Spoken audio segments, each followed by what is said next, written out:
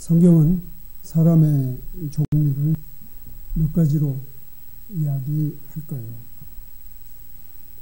간단하게 답할 수 있습니다. 그러나 우리가 성경을 대하면서 보면 간단하게 그것을 참 말하기 어려운 적들이 많습니다. 단순하게 믿는 자와 믿지 않는 자로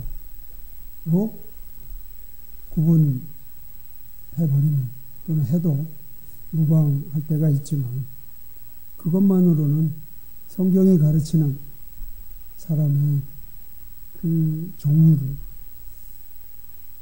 설명하기가 쉽지 않을 때가 많이 있습니다. 그래서 복잡하다는 그런 짐작 때문에 그런 생각을 멈출 수도 없습니다. 성경을 반드시 바르게 이해하려면 성경이 말하고 있는 그러한 내용들을 전체적으로 균형 있게 가지는 것이 매우 중요합니다. 그래서 우리는 성경을 한 절 한 절, 한 장 한 장 공부하고 있다고 봅니다. 그렇게 함에도 불구하고 성경에 균형 있는 그러한 이해를 우리가 갖지 못한다면 그건 참으로 안타까운 일일 수밖에 없습니다. 그래서 오늘 또 우리가 말씀을 좀 대하면서 오늘 정한 본문을 대하면서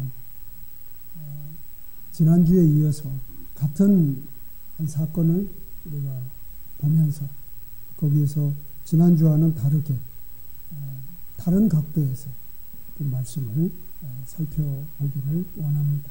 그래서 오늘 성경 말씀은 민수기 14장 20절로 24절 말씀을 보면서 은혜를 나누려고 합니다. 20절에 보면 주께서 이르시되 내가 내 말에 따라 용서하였노라. 그러나 진실로 내가 살아있음을 두고 맹세하노니 온 땅이 주의 영광으로 충만할 터인즉 내 영광과 또 이집트와 광야에서 내가 행한 내 기적들을 보고도 이제 이같이 10번이나 나를 시험하고 내 목소리에 귀를 기울이지 아니한 저 모든 사람들로 인하여 그들이 내가 그들의 조상들에게 맹세한 땅을 결코 보지 못할 것이요 또 나의 경노를 일으킨 사람들 중에 아무도 그 땅을 보지 못하리라. 오직 내 종 갈렙은 다른 영을 지녀 나를 온전히 따랐은즉 그가 갔던 땅으로 내가 그를 데려가리니 그의 씨가 그 땅을 소유하리라.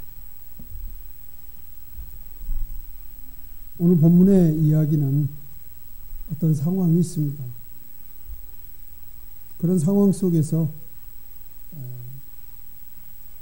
모세가 어떤 요청을 했고 하나님은 그것에 대한 응답으로 오늘 말씀을 하신 것입니다. 그래서 앞에 문맥을 우리가 통해서 모세가 하나님께 요청한 그런 이야기들의 내용들을 먼저 살펴볼 필요가 있습니다. 13장부터 연결된 한 사건입니다. 12명의 정탐꾼들이 하나님의 명령에 따라 가데스 바네아, 즉 하나님의 약속으로 주어진 가나안 땅을 살펴보았습니다. 하나님의 뜻이 있는 지시였다는 것을 누구나 알 수 있습니다. 그래서 모세는 각 지파에서 우두머리를 한 사람씩 뽑아 그들을 정탐꾼으로 선택해서 이 12명을 같은 미션을 주어서 가데스 바네아로 보내게 됩니다. 그 미션이 13장 17절부터 나와 있습니다. 너희는 이 남쪽 길로 올라가고 산으로 올라가서 그 땅이 어떠한지 살필지니 곧 그 안에 거하는 백성이 강한지 약한지, 많은지 적은지, 그들이 거하는 땅이 좋은지 나쁜지, 그들이 거하는 도시들이 장막인지 요새인지, 그 땅이 기름진지 메마른지, 그 안에 숲이 있는지 없는지 살필지니라. 너희는 크게 용기를 내고 그 땅의 열매를 가져오라. 이게 하나님이 명령하고 모세가 이들에게 준 미션입니다. 그래서 그들은 그 땅을 40일 동안 탐지하게 됩니다. 그리고 돌아오는 길에 에스골 시내에 이르러 거기서 포도 한 송이가 달린 가지를 잘라 두 사람의 막대기에 메고 또 석류와 무화과를 가져왔습니다. 그리고 이미 우리가 지난주에 살펴본 것처럼 그들은 모세와 백성들 앞에 자기들의 관찰과 의견을 보고했습니다. 10명은 참 좋은 땅이기는 하지만 우리가 그곳에 살기는 불가능하다라고 보고했습니다. 그곳의 환경과 사람이 우리의 거주를 허락하지 않는다라고 하는 보고였습니다. 그러나 다른 두 사람은 이와 반대로 우리가 곧 올라가서 그 땅을 소유하자. 우리가 능히 그것을 이기리라. 이렇게 주장을 하게 됩니다.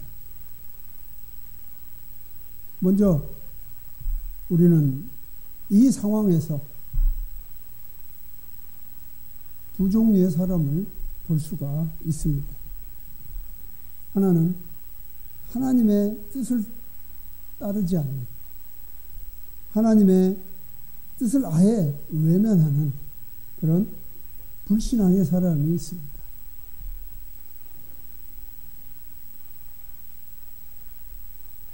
오늘 말씀을 듣는 여러분들 중에는 단언하지만 이런 사람은 없을 것입니다. 하나님의 뜻을 외면하는 그러한 불신앙의 사람은 없다 그 말입니다. 왜냐하면 모두가 하나님을 믿는 자들이기 때문에, 여러분 스스로가 하나님을 믿는 자라고 말하기 때문에 이 10명과 같은 이런 사람은 없습니다. 그리고 여러분 스스로에게 제가 묻는다면 여러분은 하나님의 뜻을 따라서 그렇게 행할 것이라 이렇게 분명히 고백하리라고 봅니다. 그러나 오늘 지금 얘기했던 두 종류, 10명의 정탐꾼과 2명의 정탐꾼, 이 사람의 경우 10명의 정탐꾼은 믿음과 행동이 일치하지 않는 자입니다. 그들이 믿음을 가지고 하나님이 모세를 통해서 명령한 가나안 땅을 정탐하라 하는 것이 라고 말하기가 분명치 않지만 어쨌든 그들은 믿음과 행함이 일치하지 않는, 즉 하나님의 뜻을 따라서 그들이 행하지 않는, 하나님이 명령했습니다. 하나님의 뜻을 따라서 행하지 않는 그런 사람이다 하는 첫 번째 종류의 사람을 볼 수 있습니다. 13장 27절, 28절에 보면 이렇게 좀 소개할 수 있습니다. 참으로 그 땅에는 젖과 꿀이 흐르고, 여기까지 분명히 알고 갑니다. 그러나 그럼에도 불구하고 그 땅에 거하는 백성은 강하며 도시들은 성벽으로 둘러싸이고 심히 클 뿐 아니라,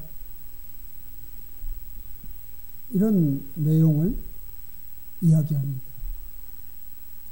하나님 그 땅이 젖과 꿀이 흐르는 땅이라고 말했습니다. 그러나 그들은 그것을 보고 행동하는 것이 그 땅에 거하는 백성은 강하고 도시들은 성벽으로 둘러싸여 심히 크다. 그러니까 나는 행하지 않겠다는 그런 태도를 보이고 있는 것입니다. 적과 꿀이 흐르는 땅으로 보지 못하겠다는 것입니다. 야고보서에서 속이는 자라고 이것을 말하고 있습니다. 그러니까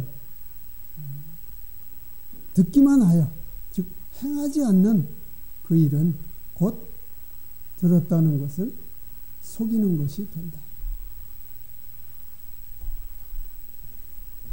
믿는 자 같은데 그 믿음이 행동으로 증명되지 못하는 바로 그것을 오늘 여기서 이 불신앙의 사람들에게서 볼 수 있습니다.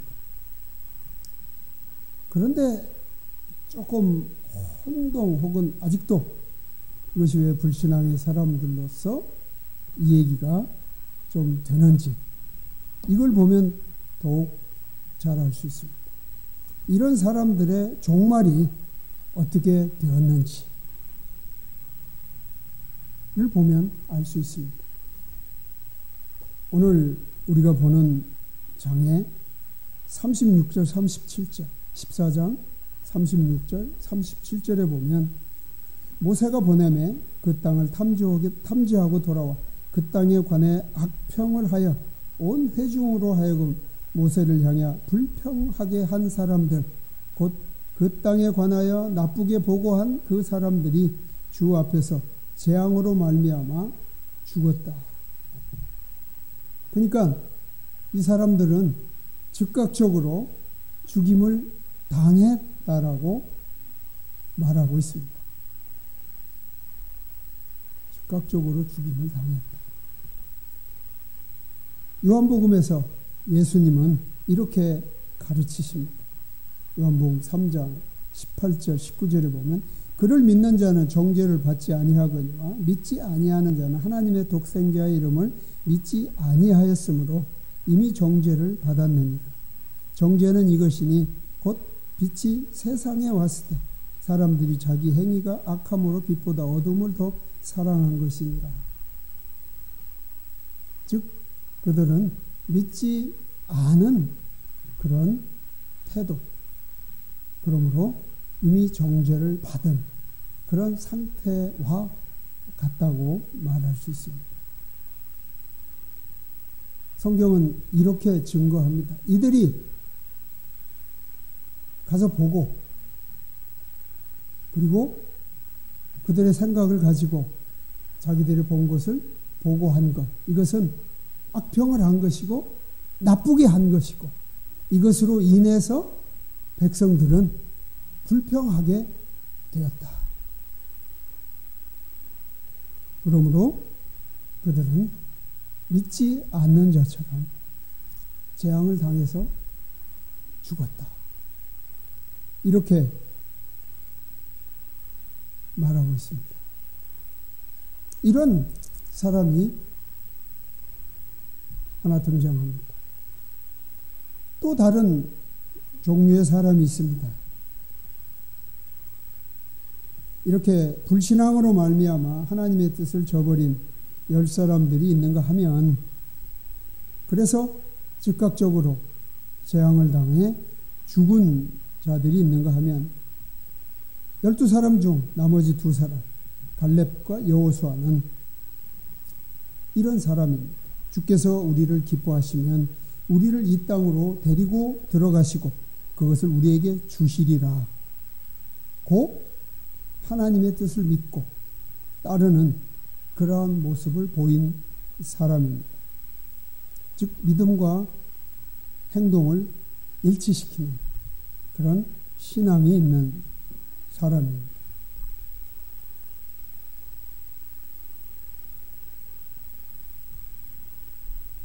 이들은 4장 9절에 보면 이런 이야기를 더합니다. 오직 너희는 주를 대적하여 반역하지 말며 또 그 땅의 백성을 두려워하지 말라. 그들은 우리의 양식이니라. 그들의 방어자는 그들에게서 떠났고 주께서는 우리와 함께 계시느니라. 그들을 두려워하지 말라고 오히려 백성들을 격려하고 하나님을 바라보도록 그들의 믿음을 드러내는 것을 볼 수 있습니다.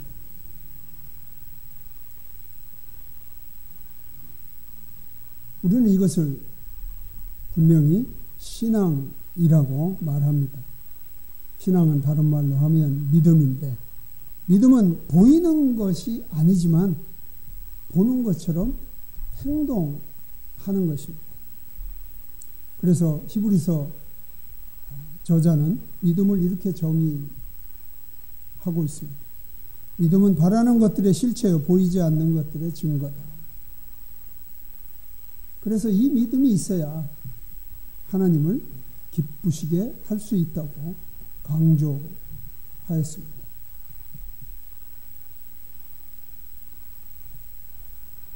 그렇다면 이 믿음이 있는 이 사람들은 결국이 어떻게 된다고 또는 될 것이라고 되었다고 성경은 말하고 있을까요? 14장 38절에 보면 이렇습니다. 그 땅을 탐지하러 갔던 사람들 중에서 오직 눈의 아들 여호수아와 여분네의 아들 갈렙만 여전히 살아남았더라. 여전히 살아남았다. 이 말의 의미가 무엇일까요? 이것은 바로 예수님이 이미 앞에서 읽은 요한복음 3장에서 선포하신 것처럼 누구든지 그를 믿는 자는 멸망하지 않고 영존하는 생명을 얻었다. 이 의미와 같다고 봅니다.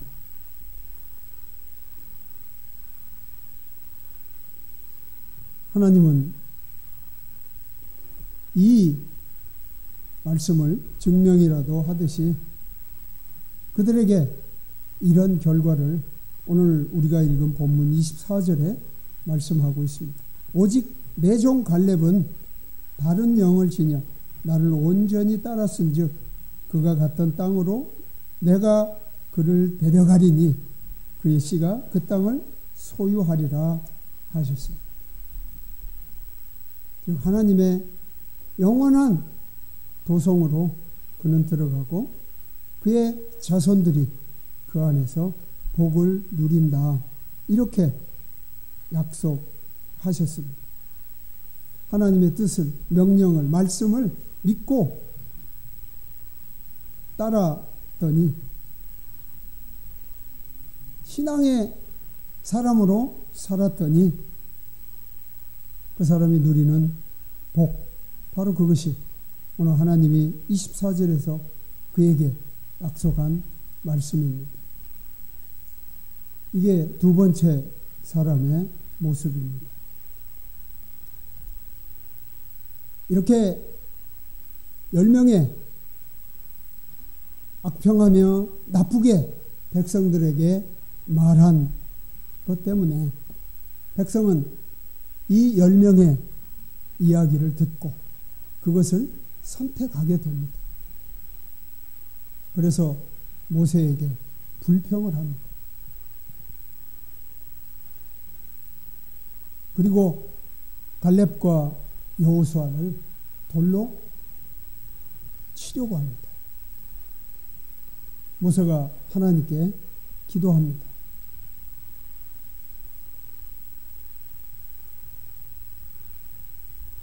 하나님이 모세에게 내가 이 백성을 쓸어버리고 너로 하여금 민족을 이루어서 복을 주겠다 말씀합니다. 모세가 이 이야기를 듣고 할렐루야 이렇게 한 것이 아니라 이것은 절대 안 되는 일입니다. 이미 하나님이 이 백성을 이집트에서 탈출시켜 광야로 오게 한 일이 이집트 사람들을 통해서 모든 민족들에게 다 알려졌을 터인데, 만약에 이 백성을 이 광야에서 쓸어버린다면 다른 민족들이 하나님께 대해서 어떻게 생각하겠습니까? 하나님이 이 백성을 지킬 능력이 없어서 이 백성을 쓸어버렸다고 생각하지 않겠습니까? 하나님의 영광이 드러날 수 없습니다. 그러니 하나님의 생각을 거두어 주시옵소서. 다시금 이 백성을 통해서 일해 주시옵소서. 그러자 하나님이 20절 오늘 읽은 첫 절에 내가 내 말에 따라 용서하였노라. 이 백성을 용서합니다. 그러나 그것으로 끝이 아닌 것이 오늘 우리가 읽은 말씀들에 이어지는 내용입니다. 이게 바로 오늘 우리가 좀 집중해서 생각할 세 번째 종류의 사람입니다. 분명 이 세 번째, 즉 이 백성들을 일컫는데 이들의 행동은, 이들의 종류는 앞에서 이야기한 두 종류와는 좀 다릅니다.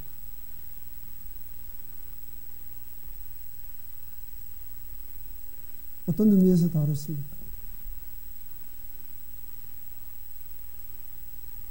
결론부터 말하면 이들은 즉각적으로 죽임을 당하지는 않습니다. 여기서 보신 것처럼 하나님이 용서하십니다.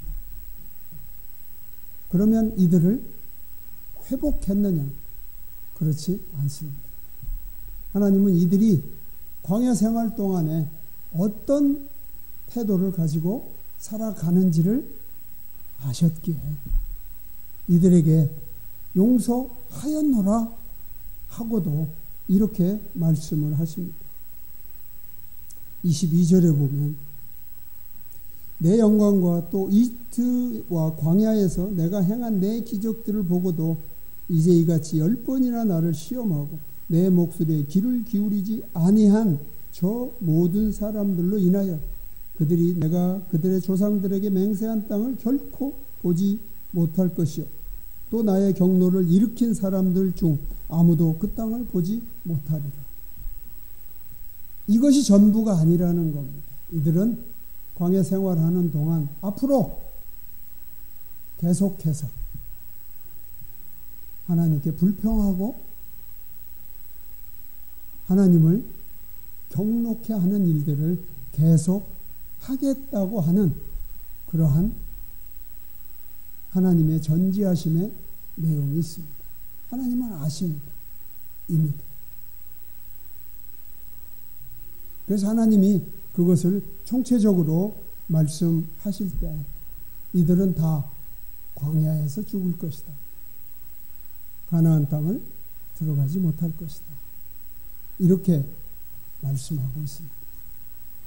이 사람들 과연 어떤 사람들일까? 참으로 안타까운 모습이지 않을 수 없습니다. 하나님의 보호와 인도하심 가운데 있음에도 불구하고 불평하는 것, 매사에 대해서 불평하고 있는 것, 이게 이 세 번째 종류의 사람들의 모습입니다.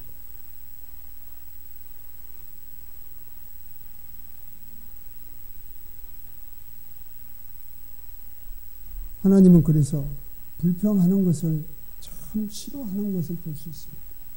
불평하는 것,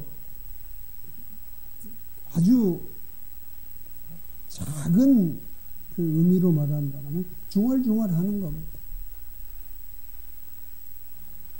또 심하게 이야기하면 그 대상에 대해서 욕을 합니다. 그들이 어떻게 욕을 했는지 한번 볼까요?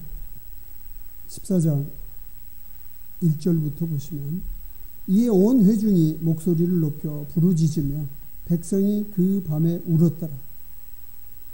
온 이스라엘 자손이 모세와 아론에게 불평하여 온 회중이 그들에게 이르되 우리가 이집트 땅에서 죽었더라면 좋았으리라.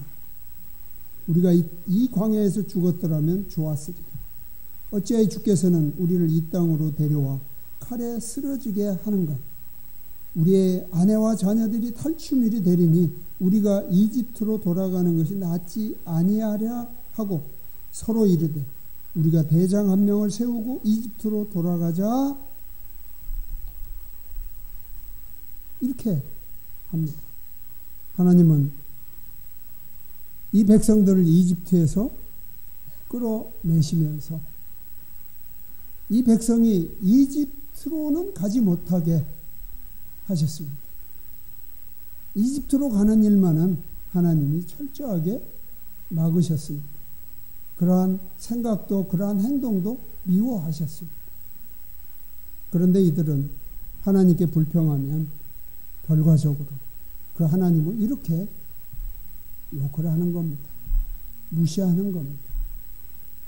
이 불평하는 태도, 이거는 과연 어디에서 나오는 것일까요? 자기 중심적인 태도일 때 나오게 됩니다.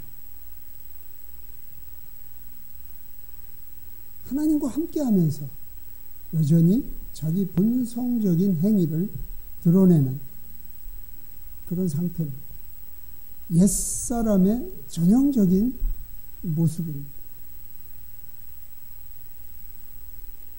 그래서 하나님이 싫어하실 수밖에 없습니다. 하나님을 믿고, 즉 하나님이 그들을 자기 백성이기 때문에 어려움에서 구해 내셨는데 여전히 그들은 자기 중심적인 자기에게 초점을 맞추는 그런 삶으로 말미암아서 그런 태도를 가지고 있는 겁니다. 하나님이 그래서 이들에게 이것을 몹시 싫어한다는 그런 의미에서 11절에 이렇게 묻습니다. 내가 그들 가운데서 보여준 모든 표적들에도 불구하고 그들이 어느 때까지 나를 믿지 아니하려 하느냐? 라고 묻습니다.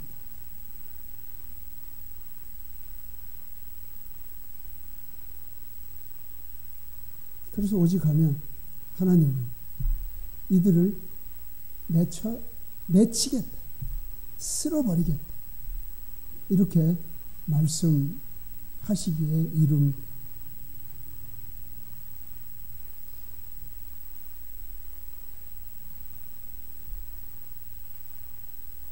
그러나 이들에게 한 가지 소망이 있다. 이 첫 번째 사람이 불신앙으로 말미암아 즉각적으로 죽임을 당한 자들과는 다르게 이들에게는 한 가지 소망이 있습니다. 다름이 아니라 모세가 하나님께 기도하여 간절히 간구해서 하나님으로부터 용서를 받아냈던 것처럼 이들에게는 중재자가 있다는 겁니다. 비록 그들이 하나님의 뜻에 명령의 말씀에 반하는 일을 하지만 이들이 즉각적으로 죽임을 당하지 않는, 즉 또 기회를, 또 회복할 수 있는 기회를 가질 수 있는 여지가 있는 그런 사람들이라는 거죠. 누가요?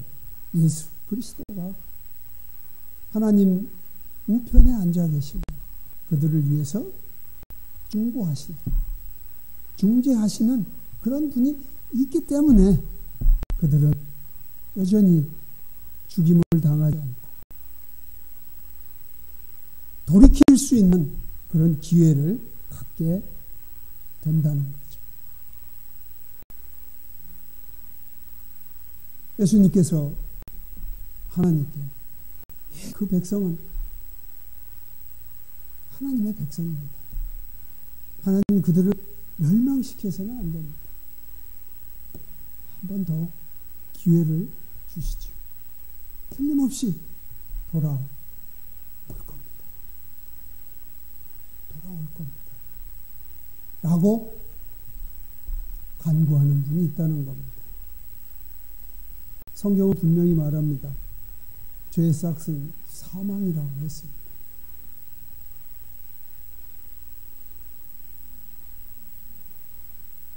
그러나 하나님이 은혜를 베푸사 그 기회를 다시 한번 주심으로 우리는 의롭게 된 자처럼 여전히 살아갈 수 있는 그런 종류의 사람을 보게 됩니다.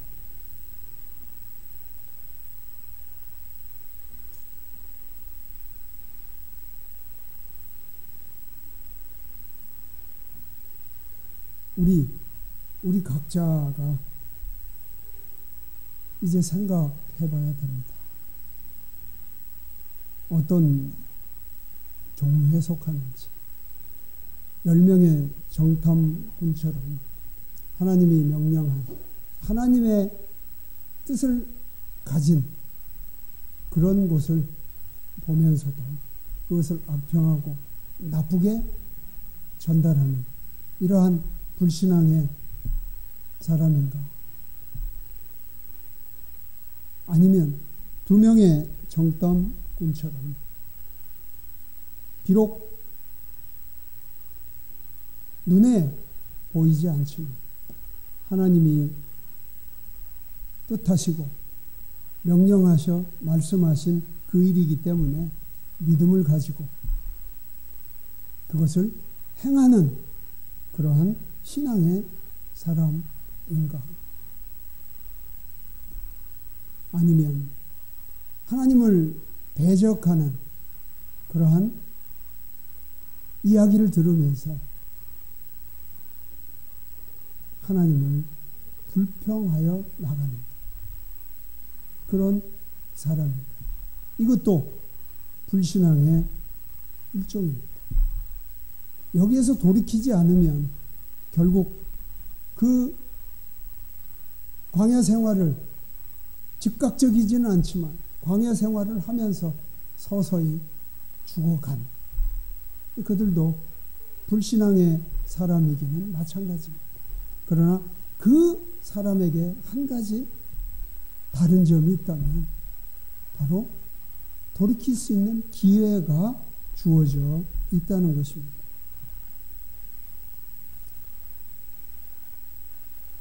즉 성경의 말씀으로 요약하면 죄를 회개하고 하나님께 고백함으로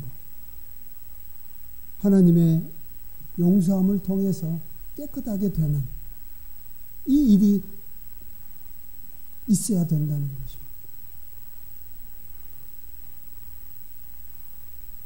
그것이 없으면 결국 이들의 결말처럼 광야 생활 동안에 서서히 죽어가고 결국 약속의 땅, 젖과 꿀이 흐르는 가나안 땅에는 들어가지 못하는 그런 사람이 된다는 것입니다.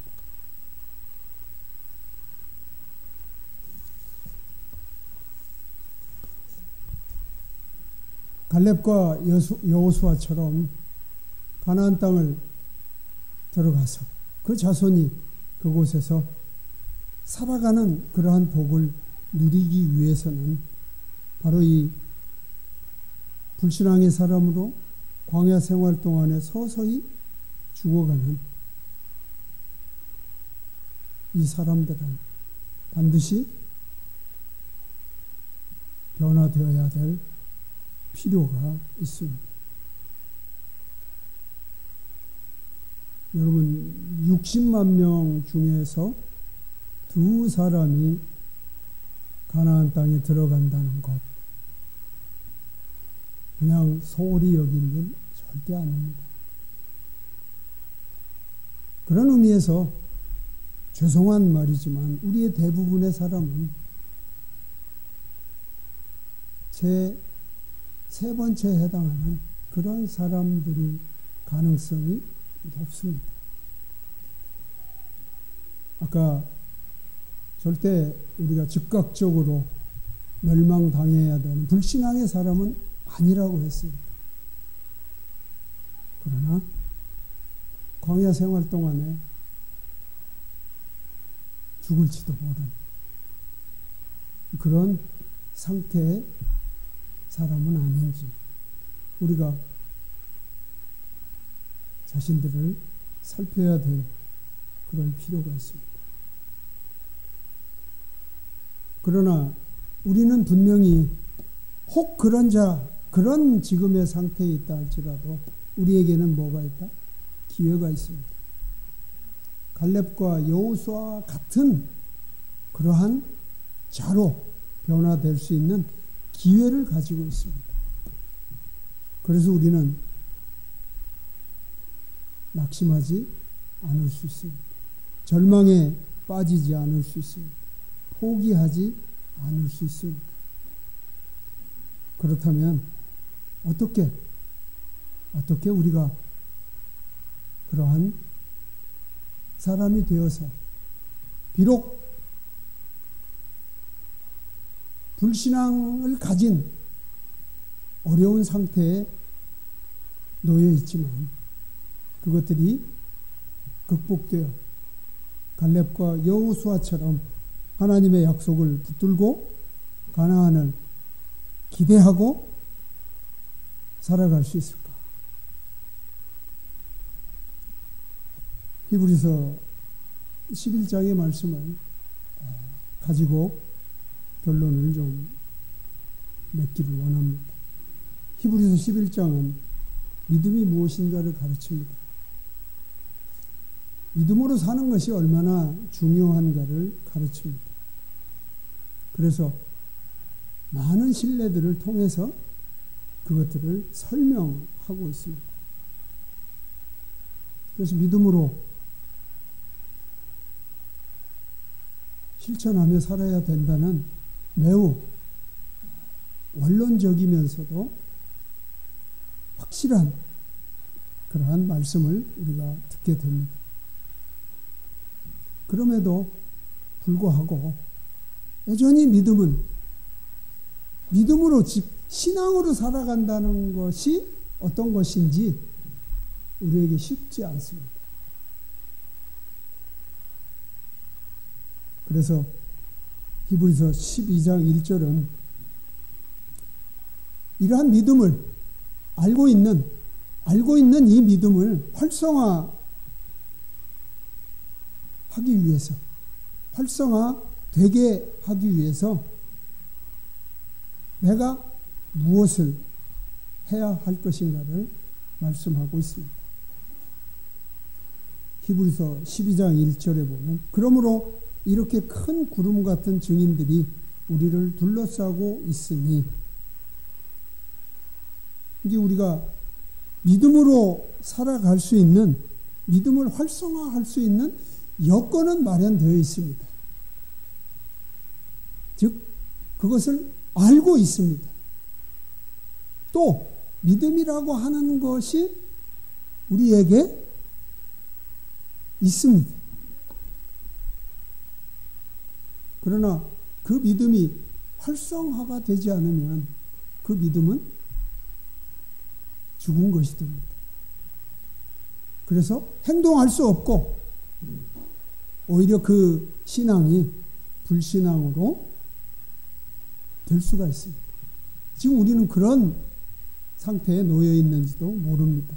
그래서 22장 1절에 이 말씀이 매우 중요합니다. 모든 무거운 것과 너무 쉽게 우리를 얽어매는 죄를 우리가 떨쳐버려야 합니다. 믿음이 활성화되기 위해서는, 신앙이 활성화가 되기 위해서는 우리를 무겁게 하고 있는 것, 또 쉽게 우리를 죄에 엮게 하는 것, 죄에 묶이게 하는 것, 이런 것들을 떨쳐버려야 합니다. 그리고 인내로 우리 앞에 놓인 경주를 달리며 우리의 믿음의 창시자여 또 완성자이신 예수 그리스도를 바라봐야 합니다. 이 초점을 잃게 되면 우리가 여전히 자기 중심적으로 나아갈 수 있습니다. 주여 주여 하는 자마다 다 천국에 가는 것이 아니요. 이 말이 곧 예수 그리스도를 놓친 자들의 부르짖음입니다. 계시록의 7교회들이 다 그들의 칭찬받는 행위들이 있음에도 불구하고 여전히 하나님께서 그들에게 경고하고 있는 것들은 이런 겁니다. 우리 신앙에 초점을 잃으면 안 됩니다. 바로 그것이 예수 그리스도를 바라보는 겁니다. 내 중심적일 수 너무 쉽습니다. 내 중심적이기 너무 쉽습니다. 나에게 초점 맞추는 거 너무 쉽습니다. 나를 기쁘게 하려는 일 너무 쉽습니다. 이런 것들이 우리 문제의 가장 근본적인 원인입니다.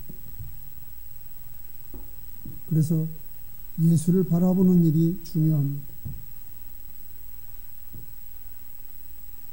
왜 예수를 바라보는 것이 중요한가? 바로 그분께서는 자기 앞에 놓인 기쁨으로 인해 십자가를 견디사 그분이 자신을 기쁘게 하는 일에 헌신하지 아니하고 우리를 기쁘게 하기 위해서 그분이 기쁨으로 십자가를 지고 가는 분이셨기 때문에 그분을 바라보는 것이 중요합니다. 그 수치를 멸시하시더니 이제 하나님의 왕자 오른편에 앉으셨느니라. 죄인들이 자기를 대적하여 이처럼 거역한 것을 견디어내신 분을 깊이 생각할지니 이것은 너희가 너희 생각 속에서 지치고 기진하지 아니하게 하려 함이라. 너희가 죄와 싸우되 아직 피 흘리기까지는 대항하지 아니하였느니라. 왜 우리가 신앙생활을 하고 있다 하면서도 또 불신앙의 자리에 또는 불신앙의 행동들을 하게 되는가? 죄와 피 터지게 싸워 보지 않았다. 또는 죄와 피 터지게 싸움하는 일을 아직도 두려워하고 있다.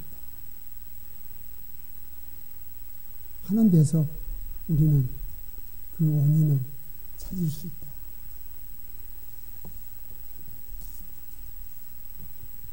얼마나 과격한 말씀인지 모릅니다. 우리가 어떤 일에 대해서 자기의 각오와 결의를 나타내는데 가장 많이 사용되었던 일이 혈서를 쓰는 거였죠. 피를 내게 해서 그걸로 자기 의사 표시를 하는.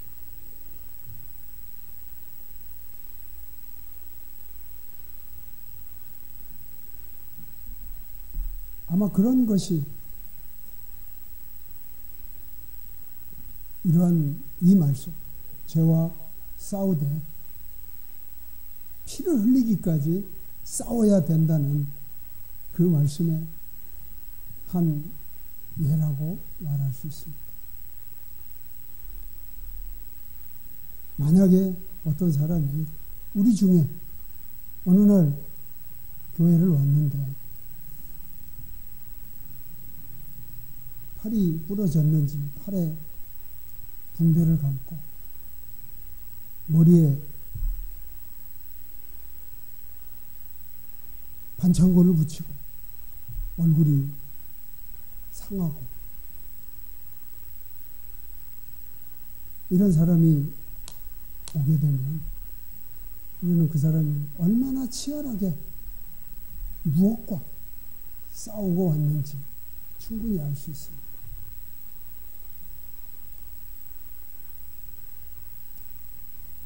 세상의 죄와는 우리가 피를 흘려서라도까지 싸움으로 여러분의 신앙이 불신앙의 자리로 가지 않도록 철저하게 붙들어야 됩니다.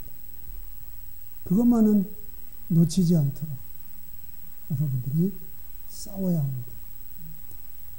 다음에 우리가 볼 때는 그러한 모습을 우리가 가진 그런 자로 한번 만나기를 바랍니다.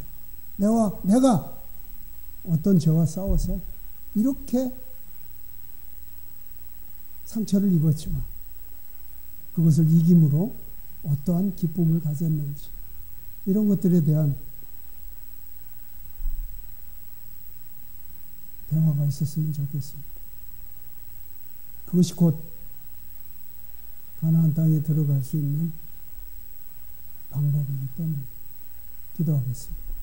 하나님, 우리의 신앙생활이 어떤 상태에서 생활하고 있는지 돌아보게 하심을 감사합니다. 주님,